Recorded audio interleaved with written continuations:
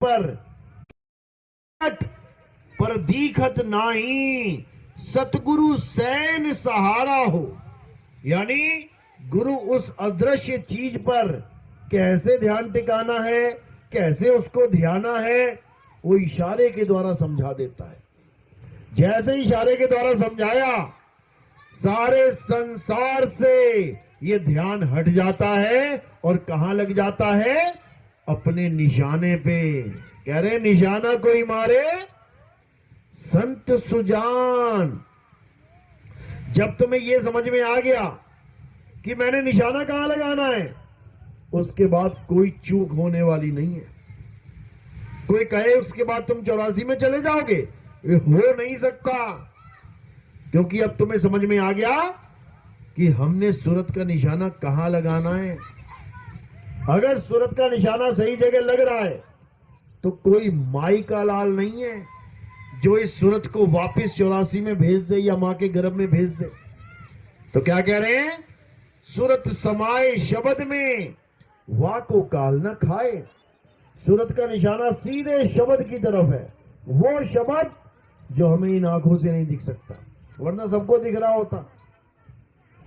उस शब्द में सूरत को लगाना है और अपने आत्मा का कल्याण करना है, इस जीव का कल्याण करना है।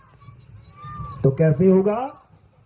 कबीर साहब कहते हैं, बिन गुरु माला फेरते और बिन गुरु देते दान, बिन गुरु दोनों निफल हैं, चाहे पूछो वेद पुराण। बिना गुरु के कोई भी ज्ञान तुम्हारा कल्याण नहीं कर सकता। बिना गुरु के चाहे तुम कितने ही ज्ञानी बन जाओ, कितने दोहे रट लो, कितनी बाणियां रट लो, सारी सारी रात तंबूरा बजाते रहो। ये तंबूरा ही बजा रहे हैं सारे, ये कबीर साहब की बाणियां गा गा के रात काली कर रहे हैं।